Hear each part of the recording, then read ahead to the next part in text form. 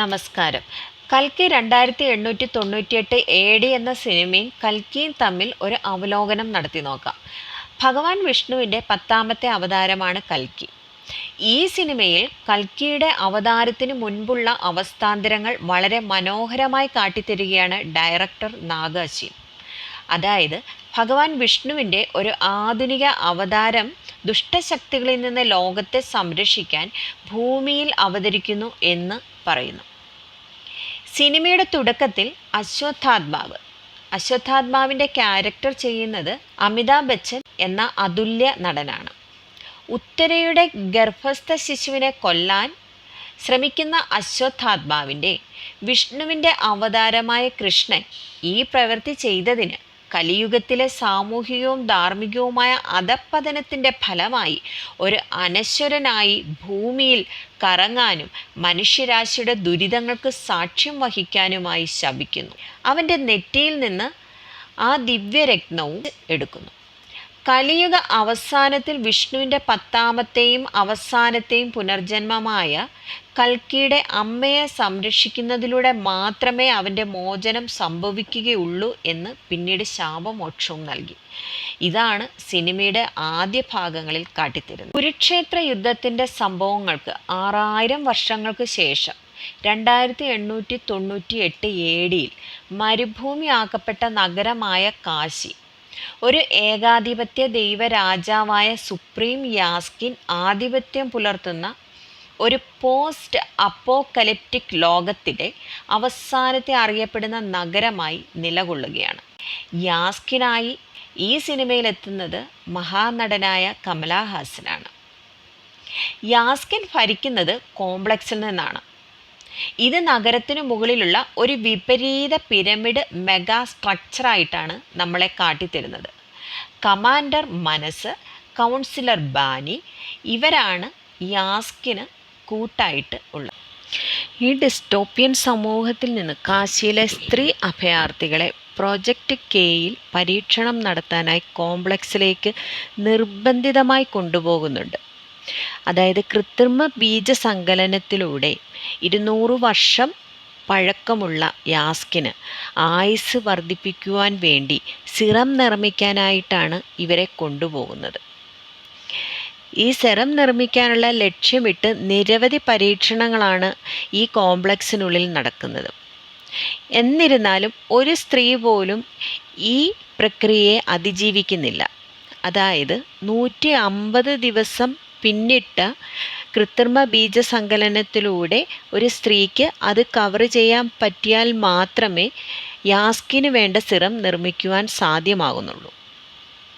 ഒരു ആൺകുട്ടിയുടെ വേഷം ധരിച്ച പെൺകുട്ടിയായ റായ റൂമിയുടെ നേതൃത്വത്തിലുള്ള വിമതരുടെ സഹായത്തോടെ ശമ്പലയിൽ മറഞ്ഞിരിക്കുന്ന നഗരത്തിൽ നിന്ന് കഷ്ടിച്ച് രക്ഷപ്പെടുകയാണ്. അവൾ ആ ദിവ്യരത്നമായ ശിവമണിയും കൊണ്ടുപോകുന്നുണ്ട്. ഈ ശിവമണി വെച്ചിട്ടാണ് കൽക്കിയുടെ അമ്മയെ ഇവർ പിന്നീട് കണ്ടെത്തുന്നത്. ഇതിനിടെ തട്ടിക്കൊണ്ടുപോകുന്ന ഈ സ്ത്രീകളെ സംരക്ഷിക്കുവാൻ വേണ്ടി നെഗറ്റിവിറ്റി കൂടുതലുള്ള ഒരു സ്ത്രീ സമൂഹം ഈ കോംപ്ലക്സിലുണ്ട്. അതിലൊരാളാണ് സും 80 എന്ന ദീപിക പദുക്കോൺ ചെയ്യുന്ന ക്യാരക്ടർ. ഇവർക്ക് പേരില്ല, ഒരു കോഡ് മാത്രമാണുള്ളത്. കോംപ്ലക്സിനുള്ളിൽ 150 ദിവസത്തെ ഗർഭം മറച്ചുവെച്ച് ഈ പ്രോജക്റ്റ് വർക്കർ ഒരു ദിവസം പിടിക്കപ്പെടുന്നു. വിമതർ തടസ്സപ്പെടുത്തുന്നതിന് മുമ്പ് മനസ്സ് അവളുടെ ഗർഭപിണ്ഡത്തിൽ നിന്നും ഒരു തുള്ളി സെറം വേർതിരിച്ചെടുക്കുന്നുണ്ട്. സും 80നെ ശമ്പല വിമതർ രക്ഷിക്കുകയും സും 80യെ സുമതി എന്ന് പുനർനാമകരണം ചെയ്യുകയും ചെയ്യുന്നുണ്ട്. നമ്മുടെ അന്നാബൻ ചെയ്യുന്ന ക്യാരക്ടർ കൈറ ആണ് സും 80യെ സുമതി എന്ന് വിളിക്കുന്നത്. ശമ്പാലയിലേക്കുള്ള യാത്രാമധ്യേ അവരുടെ വാഹന വ്യൂഹത്തെ വേട്ടക്കാരും റൈഡർമാരും പതിയിരുന്ന് ആക്രമിക്കുകയും ചെയ്യുന്നുണ്ട്. ഈ സമയം ഭൂമിക്കടിയിലുള്ള ഒരു അറയിൽ തപസ് ചെയ്യുകയായിരുന്ന അശ്വത്ഥാത്മാവിൻ്റെ അരികിലേക്കെത്തുന്ന റായയിൽ നിന്ന് തൻ്റെ ശിവമണി തിരികെ ലഭിക്കുകയും അശ്വത്ഥാത്മാവ് അത് തൻ്റെ തിരുനെറ്റിയിൽ അണിയുകയും ചെയ്യുന്നു. സും-80, അതായത് നമ്മുടെ സുമതി, കൽക്കിയുടെ മാതാവ് ഇവിടെ അരികിലെവിടെയോ എത്തിയെന്ന് മനസ്സിലാക്കുന്ന അശ്വത്ഥാത്മാവ് സുമതിയെ സംരക്ഷിക്കുവാനായി ഗുഹയിൽ നിന്ന് പുറത്തിറങ്ങുന്നു. ഇവിടെ ഒരു അത്ഭുതം എന്തെന്നാൽ ശിവമണി കയ്യിൽ ലഭിക്കുന്ന അതേ സമയം അശ്വത്ഥാത്മാവിൻ്റെ ശരീരത്തിലുള്ള സർവ്വവ്രണങ്ങളും ഉണങ്ങുകയും വളരെ ആരോഗ്യവാനാവുകയും ചെയ്യുന്നുണ്ട്. അതിനു മുമ്പായി ഭൈരവൻ, അതായത് നമ്മുടെ പ്രഭാസ് ചെയ്യുന്ന ക്യാരക്ടർ, റോക്സി എന്ന തൻ്റെ കാമുകി വഴി കോംപ്ലക്സിൽ എത്തുന്നുണ്ട്. ഒരു മണിക്കൂർ ജോബിന് വേണ്ടിയിട്ടാണ് ചെല്ലുന്നത്. പക്ഷെ ഭൈരവൻ ആ ഒരു മണിക്കൂർ അവിടെ ചുറ്റിക്കറങ്ങാനായിട്ടാണ് വിനിയോഗിക്കുന്നത്. റൈഡർമാരുടെ ശ്രദ്ധയിൽപ്പെടുന്ന ഭൈരവനെ എല്ലാ യൂണിറ്റ്സും പിടിച്ചു വാങ്ങി പുറത്തേക്ക് തള്ളുകയാണ്. ഇനി അവൻ്റെ കയ്യിൽ യൂണിറ്റ്സ് ഒന്നുമേ ഇല്ല. പക്ഷെ ഭൈരവൻ ഒരു കാര്യം മനസ്സിലാക്കുന്നു. പ്രോജക്റ്റ് കെയിലെ ഒരു സ്ത്രീ വർക്കർ കോംപ്ലക്സിൽ നിന്ന് പുറത്തു കടന്നിരിക്കുന്നു. അവളെ പിടിച്ചു കൊടുക്കുന്നവർക്ക് യൂണിറ്റ്സ് ധാരാളമായി കയ്യിൽ കിട്ടുമെന്ന്. അങ്ങനെ സുമതി, അതായത് സും-80യെ പിടിക്കാൻ ഭൈരവനും പുറപ്പെടുന്നുണ്ട്. അങ്ങനെ ഭൈരവനും റൈഡർമാരും നടത്തുന്ന ഒരു യുദ്ധത്തിലാണ് സുമതിയെ രക്ഷിച്ചു കൊണ്ടുപോകുന്ന വിമതർക്കും പരിക്കേൽക്കുന്നതും കൊല്ലപ്പെടുന്നതും. ഔദാര്യ വേട്ടക്കാരനായ ഭൈരവൻ തൻ്റെ AI സൂപ്പർ കാറുമായി ബുജിയുടെ സഹായത്തോടെയാണ് ഇവരെ പിന്തുടർന്നെത്തുന്നത്. എന്നാൽ ഈ സമയം തൻ്റെ രത്നത്തിലൂടെ അശ്വത്ഥാത്മാവ് സുമതിയുടെ ഗർഭസ്ഥ ശിശുവായ കൽക്കിയെക്കുറിച്ച് മനസ്സിലാക്കുകയും ഇതിൽ ഇടപെടുകയും ചെയ്യുന്നു. അങ്ങനെ ഭൈരവനുമായിട്ട് ഭയങ്കര യുദ്ധം അവിടെ ഉണ്ടാകുന്നുണ്ട്. ഭൈരവൻ്റെ ശ്രമങ്ങൾ വകവയ്ക്കാതെ അശ്വത്ഥാത്മാവ് അവനെ കീഴടക്കി. ശേഷം അവർ ശമ്പളയിൽ എത്തുന്നു. അവിടെ കൽക്കിയുടെ സാന്നിധ്യത്തിൽ ജീവവൃക്ഷം പൂക്കുകയും തൻ്റെ കോംപ്ലക്സിലേക്കുള്ള പ്രവേശനത്തിന് പകരമായി സുമതിയെ പിടിക്കാൻ ഭൈരവൻ മനസ്സുമായി ഈ സമയം ഒരു കരാറുണ്ടാക്കുകയും ചെയ്യുന്നു. തനിക്ക് മാത്രമേ സുമതിയെ തിരിച്ച് കോംപ്ലക്സിൽ എത്തിക്കുവാൻ സാധിക്കുകയുള്ളൂ എന്ന് പറയുന്ന ഭൈരവനോട് മനസ്സ് വളരെ വലിയൊരു ഓഫർ കൊടുക്കുന്നു. അങ്ങനെയെങ്കിൽ ഞാൻ തന്നെ നിന്നെ കോംപ്ലക്സിലേക്ക് കൈപിടിച്ച് കയറ്റും എന്ന് പറയുന്നു. ഭൈരവന് ഒരേ ഒരു ആഗ്രഹമേ ഉള്ളൂ, കോംപ്ലക്സിലെത്തണം, കോംപ്ലക്സിൽ ജീവിക്കണം. കാരണം ഭൈരവൻ ആ ഒരു മണിക്കൂർ കൊണ്ട് കോംപ്ലക്സിൽ എന്തൊക്കെ സുഖ സൗകര്യങ്ങളുണ്ട് എന്ന് അവൻ മനസ്സിലാക്കിയിരുന്നു. അശ്വത്ഥാത്മാവിൻ്റെ വേഷം ധരിച്ച് ഭൈരവൻ ശമ്പലയിലെത്തുന്നുണ്ട്.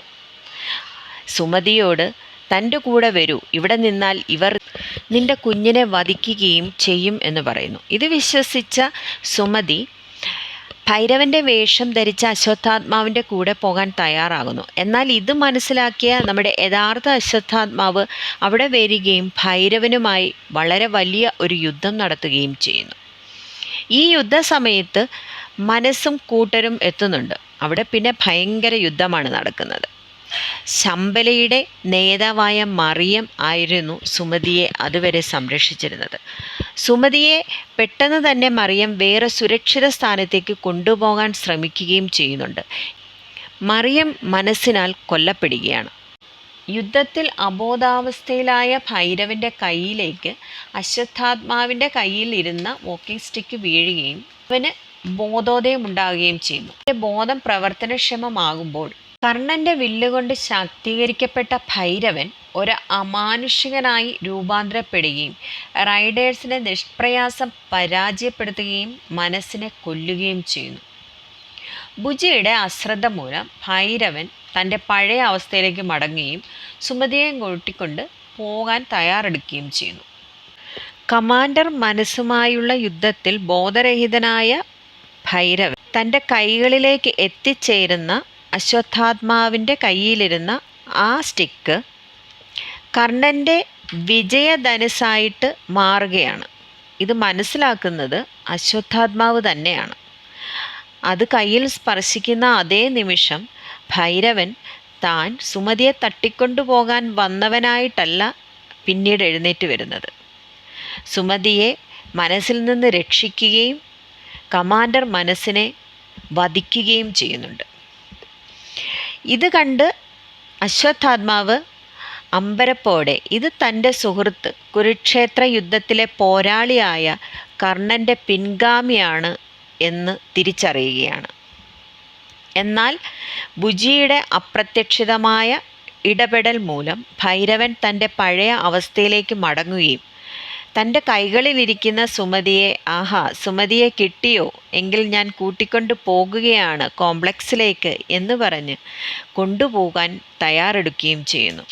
അശ്വത്ഥാത്മാവ് പുറകെ വന്നു പ്രിയ സുഹൃത്തെ നിൽക്കൂ, നിനക്ക് എന്നെ മനസ്സിലായില്ലേ എന്ന് ചോദിക്കുന്നുണ്ട്. പക്ഷെ അവൻ അതൊന്നും കേൾക്കാതെ സുമതിയുമായി കോംപ്ലക്സിലേക്ക് യാത്രയാവുകയാണ്.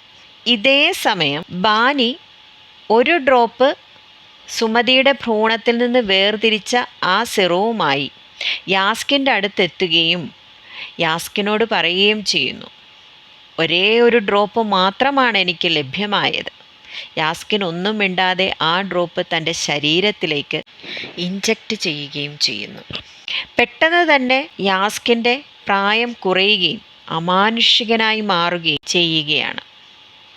അവൻ അർജുനൻ്റെ വില്ലായ ഗാന്ധീവം എടുക്കുകയും ഈ ലോകത്തെ പുനർനിർമ്മിക്കാനായി സുമതിയെയും അവളുടെ കുട്ടിയെയും ഞാൻ തന്നെ പിടികൂടുമെന്ന് പ്രതിജ്ഞയെടുത്ത് പോവുകയും ചെയ്യുന്നു. അപ്പോഴാണ് ബാനിക്ക് ഈ ഡ്രോപ്പ് എന്തിനായിരുന്നു ഇത്രയും നാളും യാസ്കിൻ വേർതിരിക്കാൻ ആവശ്യപ്പെട്ടത് എന്ന് മനസ്സിലാക്കുകയാണ്. ഇതിൽ നിന്ന് നമുക്ക് മനസ്സിലാക്കുന്നത് സുമതിയുടെ ഭ്രൂണത്തിൽ നിന്നും ഒരു തുള്ളി സിറം കൊണ്ട് ഇത്രയും വ്യത്യസ്തത യാസ്കിന് വരുന്നുണ്ട് എങ്കിൽ കൽക്കി എന്ന അവതാരം എത്രയോ ശക്തനും എത്രയോ ബുദ്ധിമാനുമായിരിക്കും എന്ന് മനസ്സിലാക്കാം. ഇവിടെ അശ്വത്ഥാത്മാവ് ചിരഞ്ജീവികളിൽ ഒരാളാണ്. സുമതിയെ സംരക്ഷിക്കാനും കുഞ്ഞിനെ സംരക്ഷിക്കുവാനുമായിട്ട് കലിയുഗ അന്ത്യം വരെയും അശ്വത്ഥാത്മാവ് കൂടെ ഉണ്ടായിരിക്കും. അതുപോലെ തന്നെ കുലഗുരുവായ കൃപാചാര്യൻ ചിരഞ്ജീവികളിൽ ഒരാളാണ്. ഭാഗവതത്തിൽ പറയുന്നത് എന്തെന്നാൽ വളർന്നു വരുന്ന കൽക്കിയെ എല്ലാ ആയുധ അഭ്യാസങ്ങളും നടത്തുവാൻ വേണ്ടിയിട്ട് കൃപാചാര്യർ വീണ്ടും എത്തും എന്നുമാണ്. ഇതിൽ ഈ സിനിമയിലെ ബാനി എന്ന കഥാപാത്രം ഗാന്ധീവം എടുക്കുന്ന സമയത്ത് കമാൻഡർ മനസ്സിനോട് ഒരു കാര്യം പറയുന്നുണ്ട്.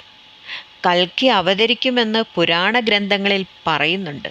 അപ്പോൾ മനസ്സ് കളിയാക്കി പറയുന്നുണ്ട്, ഓ അങ്ങനെയൊക്കെ ചില ഗ്രന്ഥങ്ങളിൽ പറയുന്നുണ്ട്, പക്ഷെ അത് നടക്കുമോ? ഒരു വെള്ളക്കുതിരയുടെ പുറത്ത് ഒരാളെത്തുക, എല്ലാവരെയും ദുഷ്ടന്മാരെ എല്ലാവരെയും സംഹരിക്കുക, ഇതൊക്കെ സംഭവ്യമാണോ എന്ന് ചോദിക്കുമ്പോൾ ബാനി പറയുന്നത് എന്തെന്നാൽ അതൊരു ശാസ്ത്രീയമായ വശം കൂടിയാണ്. വെള്ളക്കുതിരയുടെ പുറത്തെത്തുക എന്ന് പറഞ്ഞാൽ 4000 വർഷങ്ങൾക്ക് ശേഷമുണ്ടാകുന്ന അശ്വനി നക്ഷത്രത്തിൽ ജനിക്കുന്ന കൽക്കിയാണ്. അശ്വനി നക്ഷത്രത്തെയാണ് വെള്ളക്കുതിര എന്നുദ്ദേശിക്കുന്നത്. യാസ്കിന് ഇത്രയും രൂപാന്തരം ഒരു ഡ്രോപ്പിൽ നിന്നും ഉണ്ടായിട്ടുണ്ടെങ്കിൽ കൽക്കിയുടെ അവതാര ലക്ഷ്യം പൂർത്തിയാക്കും എന്നുള്ളതിന് യാതൊരു സംശയവുമില്ല. പുരാണങ്ങളെ ശരിയായ രീതിയിൽ സ്റ്റഡി ചെയ്ത് നടത്തിയ ഒരു ഡയറക്ഷനാണ് ഈ സിനിമ. കൽക്കി ഇതിൽ അവതരിക്കുന്നില്ല. അടുത്ത ഭാഗത്തിനായിട്ട് നമുക്കും കാത്തിരിക്കാം.